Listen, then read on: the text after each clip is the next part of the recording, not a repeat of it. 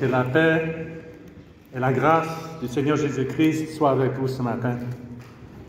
Nous allons lire dans la lettre de Jacques au premier chapitre. Si on peut afficher, s'il vous plaît. Jacques 1, du verset 2 au verset 4. Voici la parole de Dieu. Mes frères et sœurs, considérez comme un sujet de joie complète les diverses épreuves auxquelles vous pouvez être exposés, sachant que la mise à l'épreuve de votre foi produit la persévérance. Mais il faut que la persévérance accomplisse parfaitement sa tâche afin que vous soyez parfaitement qualifiés, sans défaut, et qu'il ne vous manque rien. Amen.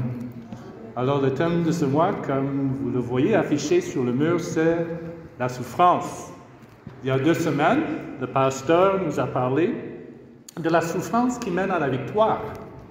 Et il a cité comme exemple Job, dans le livre de Job. Et Job, par la souffrance que Dieu lui a donnée de vivre, est passé, comme notre pasteur nous a dit, est passé à un autre niveau dans sa marche avec le Seigneur Dieu. Et dimanche dernier, notre ancien Chana Franklin a parlé de la souffrance pour réussir. Et il nous a exhortés à faire des choix qui vont nous amener vers la paix de Dieu. Faire de bons choix, éviter les mauvais choix dans la vie. J'aime bien cette expression, la paix de Dieu, car cette expression a 2 sens selon la Bible. Il y a la paix intérieure que Dieu nous donne, comme nous sommes en relation avec lui, par son Fils Jésus-Christ, et il y a aussi la paix qui est la réconciliation que nous avons avec Dieu quand nous croyons en son Fils Jésus-Christ. Alors ce matin, c'est le 3e dimanche du mois, je voudrais parler de la souffrance qui nous transforme et qui nous rend conformes à l'image de Jésus-Christ. Donc, d'où le titre, la souffrance qui nous transforme. En fait, ce que je vous propose ce matin, c'est le message que j'ai prêché en mars dernier, avec quelques modifications. Certains éléments seront les mêmes, mais d'autres éléments seront nouveaux. Donc, vous vous souviendrez peut-être que, en mars dernier, j'ai parlé sur le thème « Aimer ceux qui souffrent », parce que le mois de mars avait été placé sous le thème de l'amour. Et j'ai fait un rapprochement entre l'amour et comment nous accompagnons nos frères et nos sœurs et d'autres personnes qui souffrent. Donc, ce n'est pas une mauvaise chose de revenir souvent sur les mêmes sujets. Si vous êtes comme moi, il peut vous arriver d'oublier un message, même peu de temps après l'avoir écouté. Ça m'arrive très souvent et c'est pour ça que j'apprécie vraiment l'initiative que notre Église a lancée et qui consiste à publier les prédications sur Facebook. En fait, même pour apprêter ce message, j'ai écouté les premiers 2 messages du mois. Donc, cela nous permet de nous rappeler ce qu'on a entendu et, par la grâce de Dieu, de mieux nous imprégner du message. Donc, je vous encourage, si vous avez le temps et les moyens, d'écouter le message pendant la semaine. D'accord. Bon, pour commencer notre réflexion sur la souffrance qui nous transforme, je vous invite à prendre un peu de temps pour réfléchir sur 2 questions. La première question est la suivante. De quelle manière est-ce que je souffre en ce moment? Quelle est la souffrance que je vis en ce moment? Ou bien, quelle est la souffrance que j'ai déjà connue dans ma vie? Voilà la première question. La deuxième est celle-ci. De quelle manière est-ce que mes frères et sœurs en Christ m'ont-ils encouragé pendant que je souffrais? De quelle manière est-ce que mes sœurs et mes frères en Christ m'ont encouragé pendant que je souffrais? Et il est bon aussi de se poser la question de savoir quelles sont les souffrances que sont en train de vivre mes sœurs et mes frères en Christ, qu'ils soient dans cette assemblée, cette communauté ou ailleurs. Malheureusement, dans beaucoup d'églises, il y a un enseignement qui veut que le chrétien ne doit pas souffrir. que la souffrance n'a pas de place dans la vie d'un croyant. Et vous allez entendre des choses comme « tu as la victoire, prends autorité ». Dieu veut que tu sois la tête et non la queue. Par ses blessures, nous sommes guéris. Bien souvent, ces versets sont sortis complètement de leur contexte pour communiquer un enseignement qui n'est pas du tout biblique. Et ce que les enfants de Dieu, ce que les chrétiens et même les non-chrétiens entendent, c'est qu'un chrétien ne doit jamais avoir de problème. Il ne va jamais avoir de problème. C'est ça le message qu'on comprend. Il ne sera jamais malade. Il n'aura jamais les poches vides. Il ne sera jamais en chômage. Il ne sera jamais victime d'un accident de la route. Il aura son visa, il aura son voyage, il aura sa grande maison.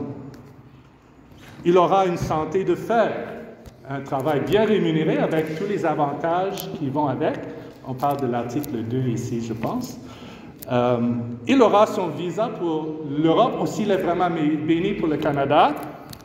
Il aura une belle voiture, une grande maison à Bastos ou encore mieux à Paris. Tout le monde se pliera à sa volonté. Il me suffit de prier, cette personne il va se plier devant moi. Bref, on lui dit qu'aucun malheur ne lui arrivera, sous quelque forme que ce soit. Et pire encore, on lui dit que s'il n'a pas ces choses, c'est parce qu'il n'a pas assez de foi. C'est le message qui est prêché dans beaucoup d'églises. Et qu'est-ce que cela nous donne? Ça nous donne des églises remplies de personnes qui sont en quête permanente de solutions à leurs problèmes et de la prospérité matérielle. Elles vont courir après les hommes de Dieu, entre guillemets, en costume Armani, et les ministères de guérison et de délivrance qui se feront un plaisir, moyennant quelques billets de banque, bien sûr, de les aider. Et si on n'obtient pas les solutions recherchées, c'est sa propre relation avec Dieu qu'on va remettre en question. Et on va se poser la question, qu'est-ce que j'ai mal fait? Qu'est-ce que j'ai mal fait pour que je ne reçoive pas les bénédictions qui me sont promises? Bon, personnellement, pour moi, c'est rendre un service, un bien mauvais service aux gens en général et aux enfants de Dieu en particulier, que de leur dire que le chrétien ne souffrira jamais. En fait, c'est bien plus qu'un mauvais service, c'est une grave erreur. Ce n'est pas du tout biblique, ce message. Comprenez-moi bien, je ne dis pas qu'on ne doit pas prier Dieu pour qu'il nous délivre de nos souffrances, qu'il nous guérisse, ou qu'il guérisse ceux qui nous sont chers, qu'il pourvoie à nos besoins. Si vous avez besoin d'un visa pour aller faire des études en Europe, priez pour le visa. Demandez à Dieu de vous accorder le visa. Ça n'a rien de mauvais en soi. Qu'il pourvoie aux besoins de nos proches, qu'il nous donne du succès dans nos activités, et ainsi de suite. La parole de Dieu nous rassure que nous pouvons nous décharger sur Jésus de tous nos soucis et nous avons la ferme assurance qu'il entend nos prières. Si on peut afficher Hébreux 4:16, s'il vous plaît.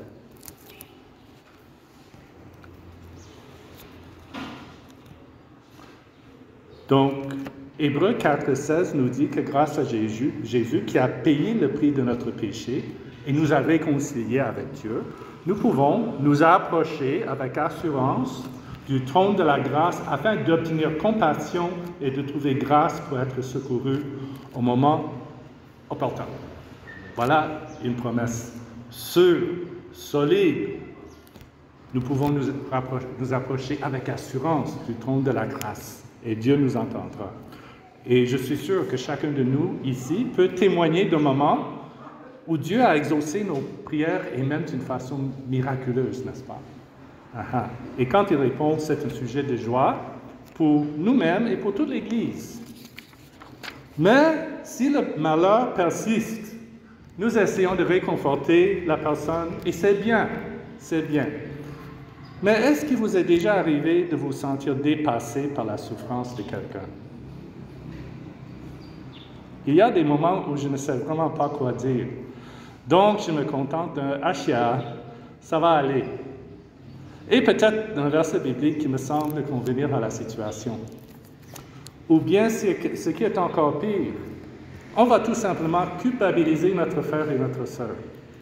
en lui disant qu'il n'a pas assez de foi ou pas de foi du tout. Je vais ouvrir une parenthèse sur le livre de Job. Bon, je n'ai pas donné les textes à l'équipe technique, donc je ne sais pas s'il est possible déjà d'ouvrir le livre de Job.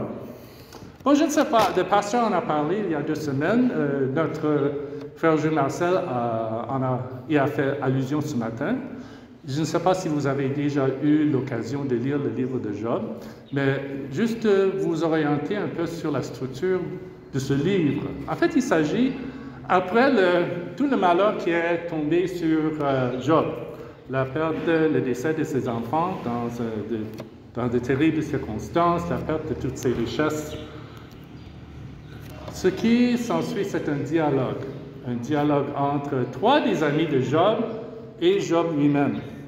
En fait, oui, et là Job avait 3 amis. On est maintenant dans Job 2, le verset 11. Il avait 3 amis qui s'appelaient Éliphaz de Théman, Bildad de Shuah et Tsophar de Nama. Bon, écoutez les 3 versets. OK. Voilà. 3 amis de Job apprirent que tous ses malheurs venaient de fondre sur lui. Ils vinrent chacun de son pays. C'était Éliphaz de Théman, Bildad de Shuah et Tsophar de Nama. En effet, ils décidèrent ensemble d'aller lui... S'il vous plaît, n'avancez pas encore. Ah voilà, c'est bon. Lui témoigner leur sympathie et le consoler. C'était de bons Africains. Moi, je dirais que c'était de bons Africains. Lorsqu'ils l'aperçurent de loin, dont ils approchent de la maison, ils ne le reconnurent pas. Et ils se mirent à pleurer à grand bruit. Ils déchirèrent leurs manteaux et jetèrent de la poussière en l'air au-dessus de leur tête. C'est comme ça qu'on exprimait sa douleur dans cette culture. Puis ils restèrent là, assis par terre, à ses côtés, 7 jours et 7 nuits. Aucun d'eux ne lui dit un mot, car il voyait bien combien sa souffrance était grande. Donc, ça a bien commencé. Et c'est après ça que ça tourne mal. Donc, ce qui va arriver, c'est que chacun d'eux va prendre la parole, dire des mots par lesquels ils veulent consoler Job, et puis Job va répondre. Et puis le prochain, il prendra la parole, et Dieu répondra. Job répondra, et ainsi de suite. Et il y a plusieurs échanges comme ça, sur presque 40 chapitres. On va aller dans Job 5. Pardon.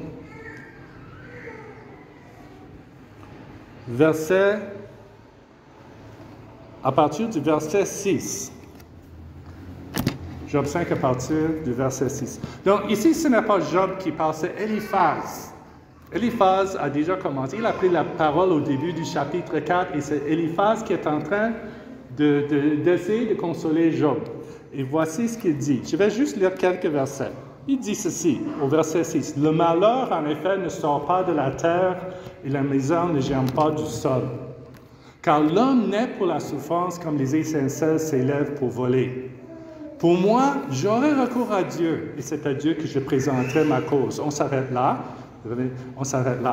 Donc, ce que Éliphaz dit, c'est vrai, il dit de bonnes choses. Et les autres vont eux aussi dire de bonnes choses.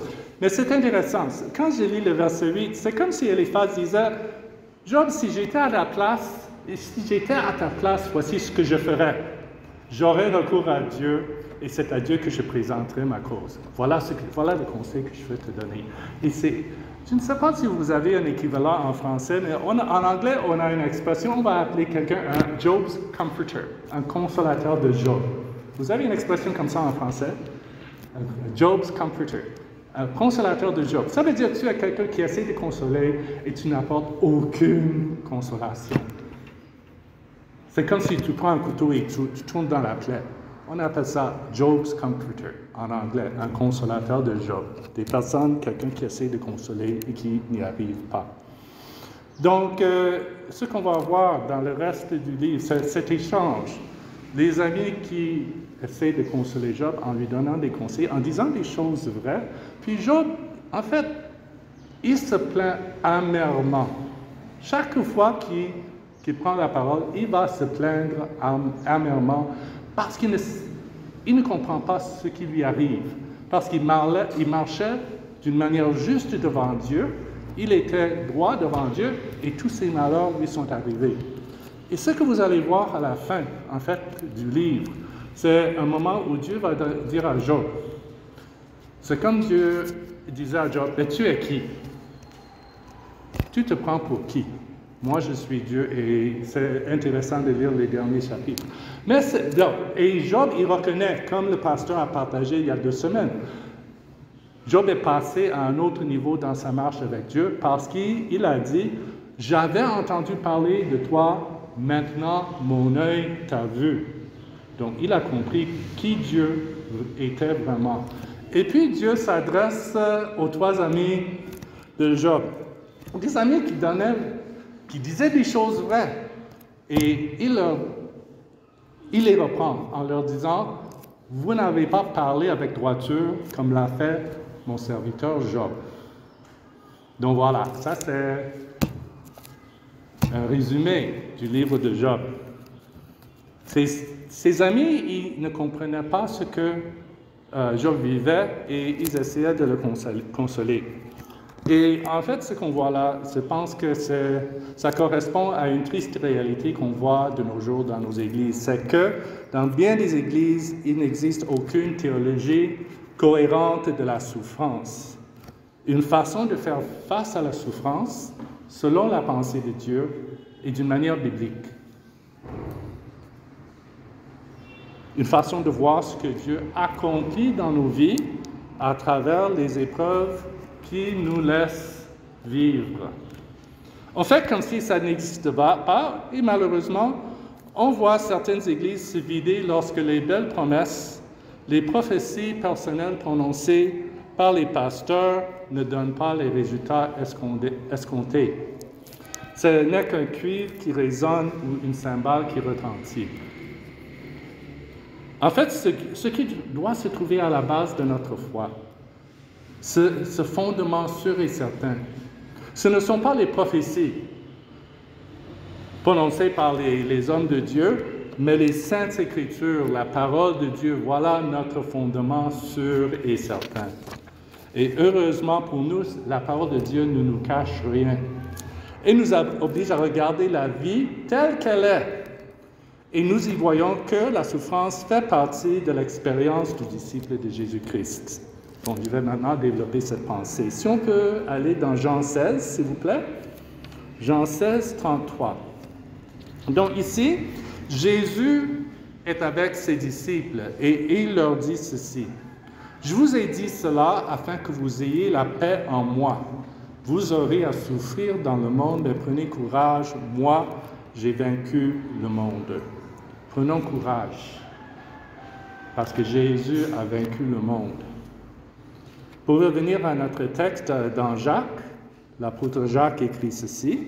« Mes frères et sœurs, considérez comme un sujet de joie complète les diverses épreuves auxquelles vous pouvez être exposés, sachant que la mise à l'épreuve de votre foi produit la persévérance. Mais il faut que la persévérance accomplisse parfaitement sa tâche, afin que vous soyez parfaitement qualifiés, sans défaut, et qu'il ne vous manque rien. Nos souffrances produisent la persévérance et nous en avons bien besoin dans la vie, n'est-ce pas? Chaque jour, on a besoin de persévérance, de pouvoir persévérer, de tenir bon malgré tout ce qui nous arrive. Et le but de cette persévérance qui est produite en nous, c'est que nous soyons parfaitement qualifiés et sans défaut, et que nous ayons tout ce qu'il nous faut d'essentiel dans notre vie. Ces souffrances, nos souffrances nous transforment. Elles font de nous des personnes qui ne sont pas d'éternels insatisfaits, mais des personnes parfaitement qualifiées, sans défaut et complètes dans notre foi. L'apôtre Paul dit également comment traverser les épreuves et les souffrances ensemble. Si on peut afficher Romains 12, 15, s'il vous plaît. Il y a une façon de vivre sa souffrance personnellement, mais nous devons vivre ça ensemble aussi.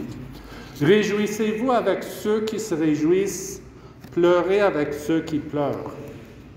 Donc vous êtes peut-être comme moi, en ce sens que c'est facile de me réjouir avec ceux qui se réjouissent, mais c'est bien plus difficile de pleurer avec ceux qui pleurent. Parce qu'on est gêné. Je ne sais pas ici, peut-être qu'en Afrique, au Cameroun, c'est différent, mais je sais que dans mon pays, au Canada, et peut-être, je ne sais pas si c'est le cas pour l'ensemble de l'Occident, mais on a vraiment beaucoup de difficultés à gérer la souffrance des autres. Je me souviens une fois, quand j'étais adolescent, il y a une famille dans notre quartier qui avait perdu, une femme qui avait perdu son mari et ses 2 enfants à la suite d'un accident de la circulation. Et ma mère, je pense qu'elle connaissait la dame, pas très bien, mais c'était quand même notre voisine. Mais je me souviens bien qu'elle m'avait dit, j'aimerais bien aller lui rendre visite, mais je ne sais pas quoi dire. Je ne sais pas quoi dire. Donc, elle n'est jamais allée. Et ça, c'est ce qui arrive souvent chez nous, parce que nous voulons résoudre le problème. Nous voulons donner une solution. C'est comme ça qu'on fonctionne souvent chez nous. Je ne sais pas, j'ai l'impression qu'ici, on gère mieux la souffrance des autres, juste en étant là. On s'assoit, on est peut-être plus comme les amis de Job au début. Vous vous asseyez avec quelqu'un et vous vous taisez, vous ne dites rien. Vous laissez la personne exprimer sa douleur, que ce soit par des mots ou par le silence. Ça, c'est l'impression que j'ai. Paul écrit encore dans sa lettre à l'Église de la ville de Galates, donc Galates 6:2, « Portez les fardeaux les uns des autres et accomplissez ainsi la loi de Christ. » Alors l'enseignement de la Bible face aux souffrances, c'est que nous ayons le regard tourné, non pas sur nous-mêmes, mais vers les autres. Imaginez si dans sa grâce, Dieu nous donnait d'avoir le regard véritablement tourné vers les autres. Comment nos vies individuelles, voire même la vie de notre communauté serait transformée. C'est vrai nous vivons nos souffrances et ça nous fait beaucoup de peine. Mais se lamenter continuellement sur son sort, c'est très dangereux. C'est très dangereux. On doit demander à Dieu de nous donner la capacité d'avoir le regard tourné vers les autres. Si vous regardez bien l'histoire de l'Église, vous verrez que les chrétiens ont toujours souffert. Et même aujourd'hui, la persécution est le lot de beaucoup de nos frères et sœurs à travers le monde. Il suffit de regarder quelques-uns de nos pays voisins, n'est-ce pas? Le nord du Nigeria, même le nord du Cameroun, le Tchad, nos frères et sœurs qui sont persécutés pour leur foi. Bon, il y a des expériences peut-être moins dramatiques, mais non moins douloureuses qui font partie de notre vécu quotidien. La maladie.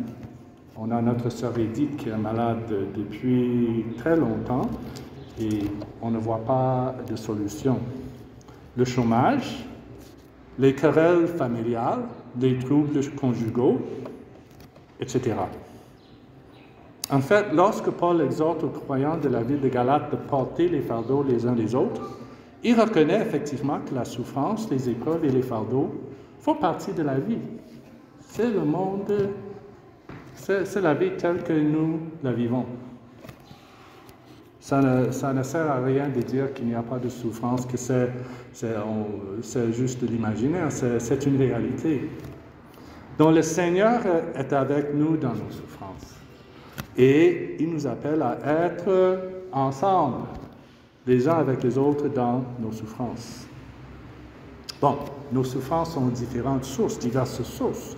Il y a les puissances spirituelles qui peuvent être à l'origine de nos souffrances. Les autres personnes, ça c'est courant, n'est-ce pas? Le voisin, je ne sais pas, dans la famille, le voisin, au lieu de service, on a du mal souvent à bien vivre ensemble. Nos circonstances et même de nous-mêmes, comme notre ancien nous l'a dit dimanche dernier, il a parlé d'Abraham et de Sarah, comment des décisions qu'ils ont prises leur ont attiré beaucoup de difficultés. Mais nos souffrances peuvent aussi venir de Dieu. Ça, c'est important. De Dieu. Il y a des gens qui disent que franchement, c'est pas possible. Ce n'est pas possible que la maladie vienne de Dieu. Ce n'est pas possible que le malheur vienne de Dieu. Mais moi, je ne suis pas du tout d'accord avec ça. Comme le pasteur, quand il a parlé de Job, il y a 2 dimanches. Même quand Satan avait envoyé d'atroces souffrances vers Job, c'était seulement parce que Dieu lui avait donné le feu vert. Il lui a dit, oui, ça va, tu peux faire. Si Dieu lui avait pas donné cette permission, cette autorisation, Satan n'aurait pas pu toucher à Job. Donc, pour une raison que ça, Dieu sait, Dieu a permis à Satan d'envoyer ces souffrances imaginables à Job. Mais si jamais on se trouve dans une telle situation, nous ne devons jamais oublier que nous sommes dans le creux de la main de Dieu. Nous sommes là. Il ne nous oublie pas. Comme notre fille a chanté ce matin, n'est-ce pas? Il est pour toi, il est pour moi. Si tu es un enfant de Dieu, réconcilié avec lui par le sacrifice de son Fils Jésus-Christ, n'oublie jamais, tu es dans le creux de sa main. Même si ce que tu es en train de traverser est très, très douloureux. Donc, quelle est l'attitude que nous devons avoir face à la souffrance? De quelle manière est-ce que vous vivez la souffrance? Ou les épreuves, ou les difficultés? De quelle manière est-ce que vous accompagnez vos frères et vos sœurs qui souffrent? Et de quelle manière sommes-nous transformés par nos souffrances? Bon, il y a 2 choses. Tout d'abord, il y a la façon dont nous vivons nos souffrances devant les autres. Si je reconnais que la souffrance va faire partie de ma vie, je vais forcément me poser la question de savoir comment je vais la vivre et comment je vais la vivre devant les autres. Je veux la vivre, cette souffrance. Je ne veux pas seulement la subir. Je veux la vivre, je ne veux pas la subir. Il y a 3 ans, je souffrais d'une maladie neurologique qui faisait que lorsque je marchais, j'avais l'impression de marcher sur du coton. Et ça a duré plus d'1 an et a même nécessité une évacuation sanitaire sur la France. Et ma souffrance était visible vraiment à tout le monde. Vous vous en souviendrez, peut-être quand je marchais, j'étais un peu déséquilibré et les gens étaient soucieux. C'est après que je me souviens le jour où le pasteur a dit, quand finalement on m'a dit que les résultats étaient négatifs, je ne souffrais pas d'une maladie dégénérative, que ça allait passer. Je me souviens que le pasteur disait aux autres anciens, je pense que vous étiez inquiets pour moi. Vous étiez vraiment inquiets pour moi et ça m'a touché.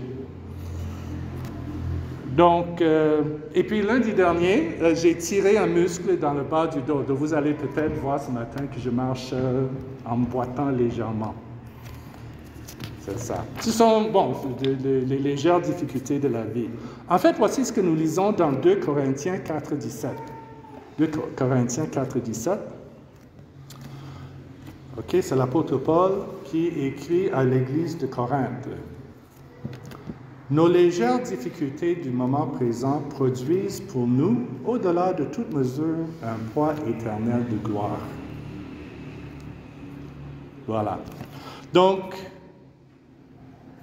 et là, il faut comprendre que les Corinthiens, c'était pas, quand Paul parle de légères difficultés, ce qu'ils étaient en train de vivre, c'était pas vraiment léger, c'était lourd. Mais Paul qualifie ça de légères difficultés, comparé à ce qui nous attend. C'est-à-dire ce que ça produit pour nous, ce poids éternel de gloire. Donc, pendant tout ce temps, voici ce que je disais au Seigneur. Mon Père, j'accepte que tu m'as envoyé ces légères difficultés. Comment veux-tu que je les vive, ces difficultés, devant ton peuple et devant les autres? Est-ce que ce sera en criant, en pleurant et en me lamentant sur mon sort? Ou est-ce que ce sera en leur montrant comment on peut faire face à de telles épreuves avec foi, avec détermination et avec bonne humeur? Comment veux-tu me transformer? Bon, je vous l'assure, ça ne veut pas dire que c'était facile à supporter. C'était en fait très, très difficile.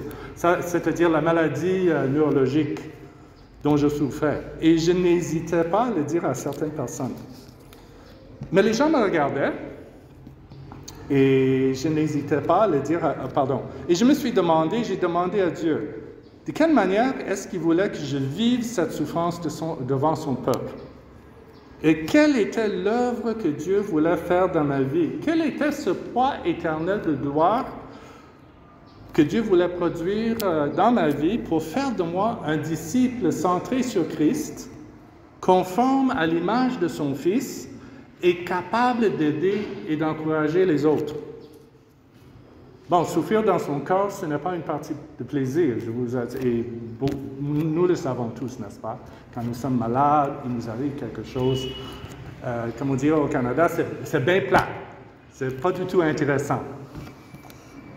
Je connais des frères et sœurs en Christ qui vivent en ce moment des souffrances physiques extrêmement violentes. Par exemple, les maladies neurologiques dégénératives.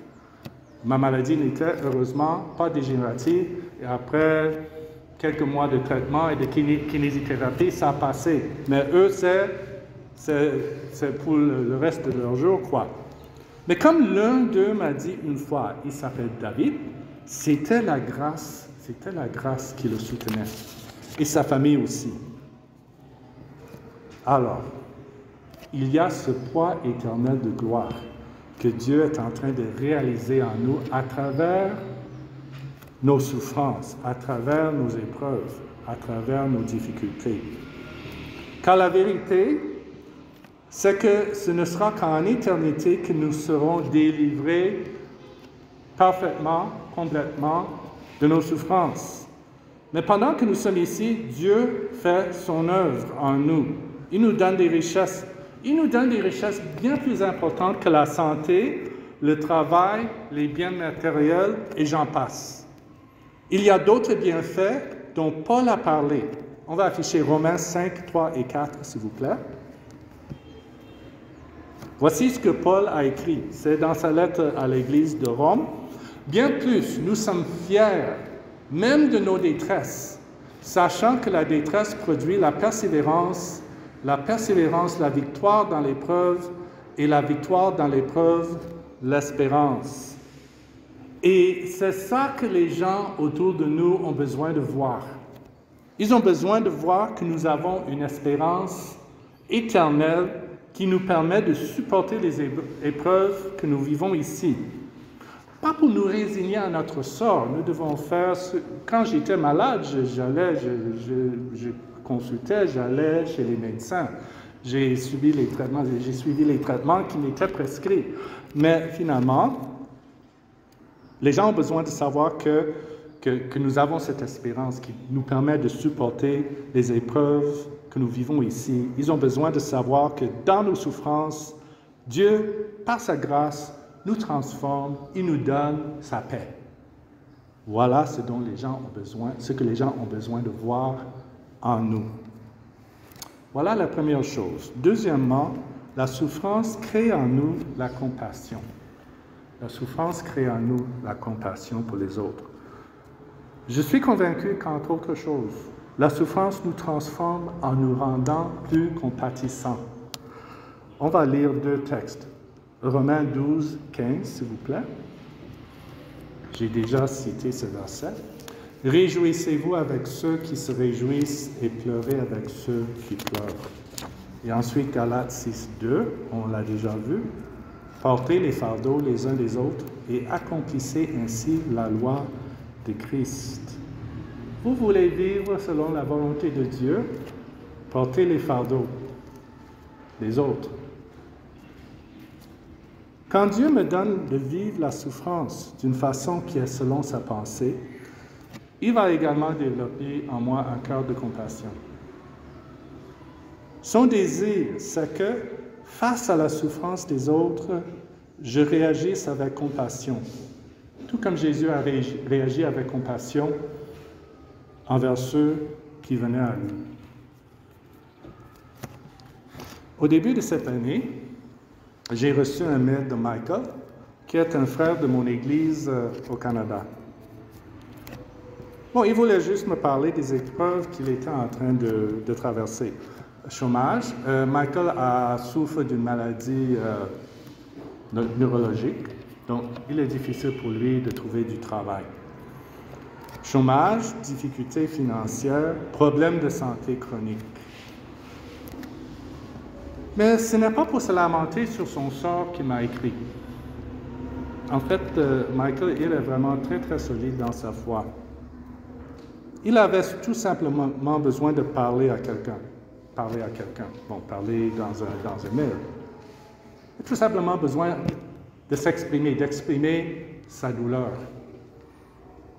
Il m'a dit qu'il m'avait écrit parce qu'il croyait que je n'allais pas juste lui sortir des versets bibliques et des banalités genre « Oh, accroche-toi seulement à Jésus et à ça ira ». Bon, c'est vrai que nous devons nous accrocher à Jésus. En fait, nous savons que tout concourt au bien de ceux qui aiment Dieu, qui sont appelés conformément à son plan. Ce sont là des vérités solides auxquelles nous devons nous accrocher sans lâcher. Mais il faut également reconnaître que très souvent, ce dont quelqu'un a le plus besoin, c'est d'une oreille attentive, prête à l'écouter. Prendre du temps pour écouter quelqu'un attentivement et sincèrement, c'est une forme d'amour. C'est reconnaître que les souffrances que quelqu'un est en train de vivre sont réelles. Il ne faut pas mépriser la souffrance de l'autre. « Oh non, c'est pas aussi mauvais que ça. » Bon, dans certains cas, c'est vrai. Peut-être que c'est ça le mot de vérité qu'on doit dire à quelqu'un. Mais bien souvent, il ne faut pas sous-estimer la profondeur de la souffrance que quelqu'un est en train de vivre. Partager des promesses bibliques appropriées, ça a sa place. Ça a sa place. Mais ne faisons pas comme les 3 amis de Job, qui ont sorti toutes sortes de vérités bibliques, de la Bible telle qu'elle existait à l'époque, toutes sortes de vérités bibliques, et ça n'a pas du tout aidé Job. En fait, comme Dieu leur a dit, vous n'avez pas parlé avec droiture comme l'a fait mon serviteur Job. Donc, prenons du temps avec cette personne, écoutons-la, prions sincèrement avec elle, réconfortons-la par notre présence et partageons sagement des conseils bibliques. Souffrir n'est pas du tout drôle. Moi, je donnerais tout pour vivre sur un lac tranquille plutôt qu'au milieu des feux d'artifice, des explosions tout autour. Mais c'est pour cela que je nous encourage à ne jamais oublier l'exhortation de Jacques, que j'ai partagé, qui est le texte de base de cette prédication, Jacques 1, 2 à 4.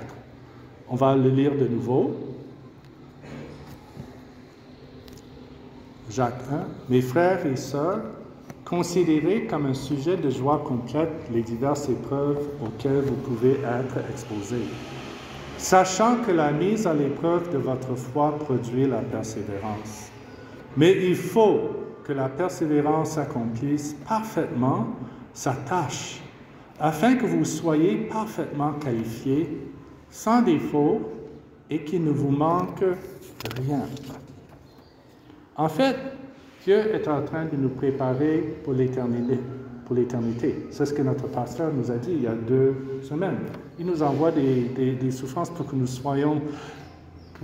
ayons plutôt le goût de l'éternité que le goût de la vie sur terre. Dieu veut notre plus grand bien. Il œuvre en nous à travers nos épreuves et nos souffrances afin que nous soyons complets, sans défaut et irréprochables en Jésus-Christ. Il prépare pour nous de bonnes œuvres pour que nous les pratiquions ici, pour que nous soyons une bénédiction pour notre entourage, et tout cela, c'est pour la gloire du Seigneur Jésus-Christ. Il y a encore du chemin à faire pour aller de là où nous nous trouvons en ce moment jusqu'à notre destination. Le chemin, mes frères et mes sœurs, le chemin va être rocailleux. Moi, j'ai plus de 60 ans, je vous l'assure. Le chemin va être rocailleux. Et plein de souffrances, mais Dieu est avec nous. Dieu est avec nous. Et nous sommes là, les uns pour les autres. Nous devons porter les fardeaux les uns des autres. Il y a des gens qui aiment souffrir pour l'amour de la souffrance. La souffrance n'est pas une fin en soi. Mais dans sa grâce, Dieu est capable de s'en servir pour nous transformer à l'image de Christ. Il est aussi capable de s'en servir pour la transformer en bénédiction. Même la souffrance qu'Abraham et Sarah ont vécue à cause des mauvaises décisions qu'ils avaient prises, il ne faut pas oublier que l'enfant de la promesse, Isaac, est quand même né. Et c'est d'Isaac qu'est descendu Jésus-Christ. Dieu avait promis à Abraham qu'il serait une bénédiction pour les peuples de la terre. Et la bénédiction promise, c'était Jésus-Christ. Donc, malgré les mauvaises décisions qu'Abraham et Sarah avaient prises, Dieu, et la douleur que ça leur a causée, Dieu s'en est servi pour la transformer en bénédiction. Donc, les bénéficiaires de cette transformation, ce n'est pas nous seulement, mais aussi ceux qui nous entourent. Nous serons transformés, rendus conformes à l'image de Jésus, parfaitement qualifiés, sans défaut et ne manquant de rien. Et le monde verra que la présence de Jésus-Christ dans nos vies fait toute la différence. Donc je pense que pour certains d'entre vous, si vous êtes de passage, peut-être que le thème choisi peut vous sembler un peu bizarre. Mais en fait, c'est la souffrance. Ça fait partie de la vie, même d'un croyant. Et Dieu nous donne toutes les ressources qu'il nous faut pour bien vivre. Non pas subir les souffrances. Il y aura beaucoup de joie dans la vie, mais il y aura les souffrances. Non pas seulement subir, mais les vivre d'une façon victorieuse par sa grâce qu'il nous donne en Jésus-Christ. Nous allons prier.